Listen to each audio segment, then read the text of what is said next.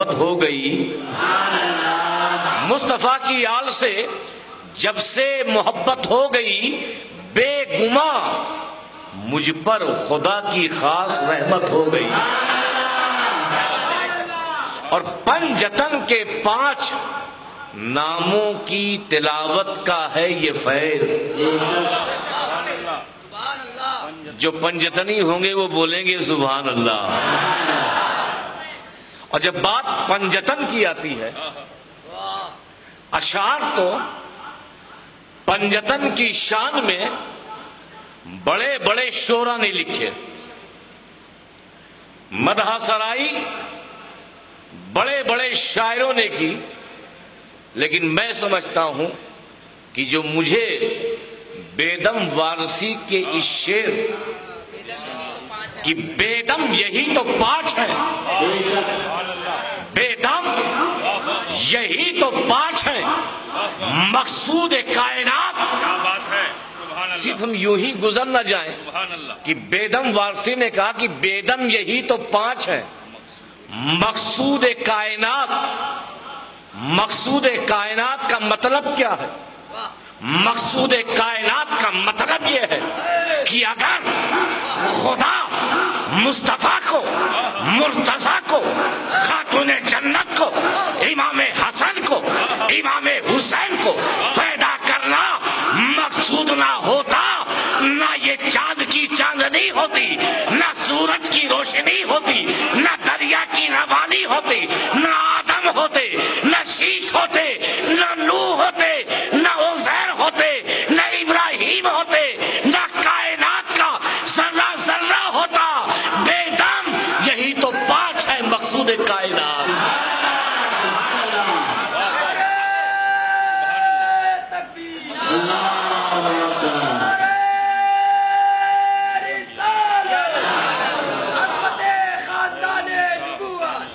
ہم نے صرف اسی حدیث کو بیان کیا کہ اے نبی آپ کو پیدا کرنا مقصود نہ ہوتا، حدیث قدسی بیان کی،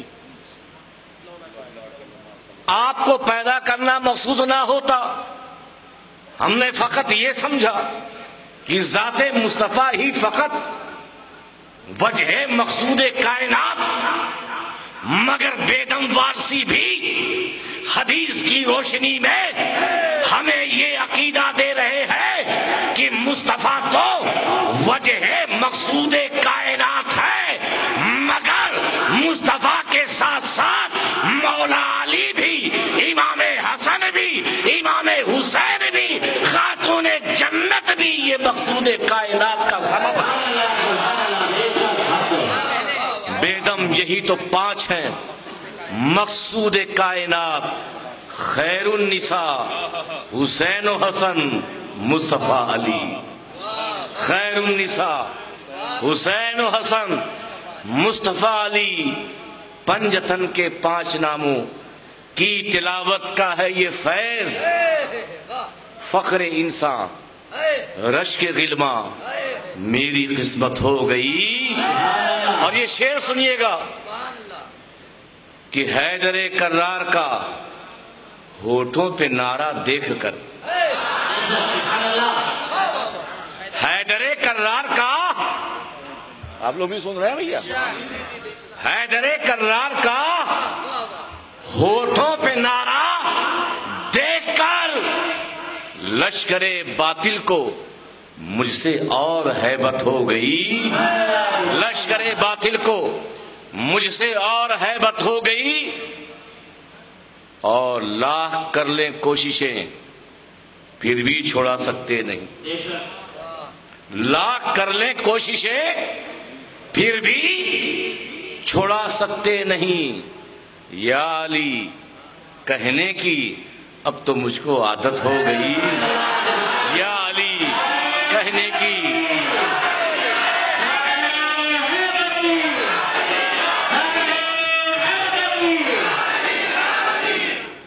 یا علی کہنے کی اب تو مجھ کو عادت ہو گئی، اور پنجتن کے ذکر کی محفل سجائے بیٹھا ہوں۔ پنجتن کے ذکر کی محفل سجائے بیٹھا ہوں، اب تو میری جھوپڑی مثل جنت ہو گئی، اب تو میری جھوپڑی مثل جھوپڑی ہو گئی۔ خانقاہ کے تعلق سے ہمارے احسن میاں نے جب خانقاہ بنایا ہے تو لوگ سمجھیں کہ خانقاہ کا مطلب کیا ہوتا ہے، کہ جن کو خانقاہوں سے تربیت نہیں ملتی، شعر سنیے، جن کو خانقاہوں سے تربیت نہیں ملتی، در بدر بھٹکتے ہیں، شہریت نہیں ملتی۔ شعر سنیے، جن کو خانقاہوں سے، بہت سے لوگ ہیں کبھی یہ مسجد کبھی وہ مسجد، جن کو خانقاہوں سے تربیت نہیں ملتی، در بدر بھٹکتے ہیں، شہریت شجرہ ہم نے دیکھا ہے، شجرہ ہم نے دیکھا ہے دشمنان حیدر کا۔ شعر سنیے گا، جو مولائی ہوں گے وہ سنیں گے، داد دیں گے۔ شجرہ ہم نے دیکھا ہے دشمنان حیدر کا، ماں کا نام ملتا ہے ولدیت نہیں ملتی، ماں کا نام ملتا ہے ولدیت نہیں ملتی، جن کو خانقاہوں سے تربیت نہیں ملتی، در بدر بھٹکتے ہیں، شہریت نہیں ملتی۔ اور دو شعر مولا علی کے نام پر، کہ خوف سے گردش ایام کا چہرہ اترا، خوف سے گردش ایام کا چہرہ اترا، شیر میدان میں جس وقت علی کا اترا۔ خوف سے گردش ایام کا چہرہ اترا، شیر میدان میں جس وقت علی کا اترا، تیش میں آ کے خدا جانے علی کیا کرتے، تیش میں آ کے خدا جانے علی کیا کرتے، وہ تو کہیے در خیبر پہ ہی غصہ اترا، وہ تو کہیے در خیبر پہ ہی غصہ اترا، خوف سے گردش ایام کا چہرہ اترا، شیر میدان میں جس وقت علی کا اترا، تیش میں آ کے خدا جانے علی کیا کرتے، وہ تو کہیے در خیبر پہ ہی غصہ اترا۔ محبت کے ساتھ درود پاک پڑھ لیں۔ اللہم صلی علی سیدنا محمد وعلی آل سیدنا محمد بارک وسلم، صلاۃ و سلام علیک یا رسول اللہ۔ اب مولانا کی تقریر اور میری تقریر میں فرق یہ ہے کہ مولانا کی تقریر میں تھوڑا دیر سو بھی لیتے اور پھر سنتے، تب بھی آپ اپنے موضوع پہ رہتے، آپ مس نہیں کرتے۔ میری تقریر یہ ہے کہ اگر 2 منٹ بھی سو لیے تو پوری تقریر آپ سمجھ نہیں سکتے۔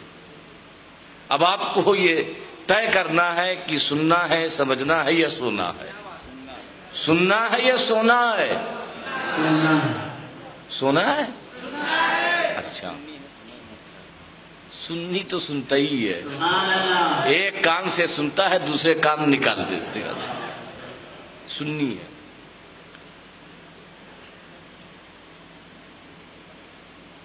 مولانا شعیب آصفی صاحب قبلہ نے جو آیت پڑھی، یا ایھا الذین آمنوا اتقوا اللہ وکونوا مع الصادقین،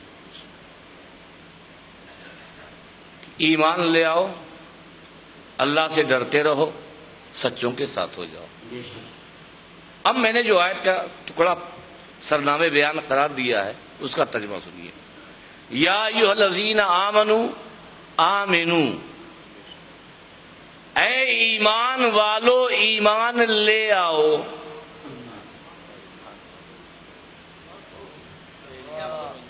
وہاں تو یہ تھا کہ ایمان لانے کے بعد تقوی اختیار کرو، یہاں پہ صاحب ایمان سے ہی خطاب ہے، ایمان لے آؤ۔ جب صحیح معنوں میں ایمان ہوگا تو تقویٰ ہوگا، بات کے مراحل ہوں گے۔ آج ہمیں سمجھنا ہے کہ ایمان ہے کیا۔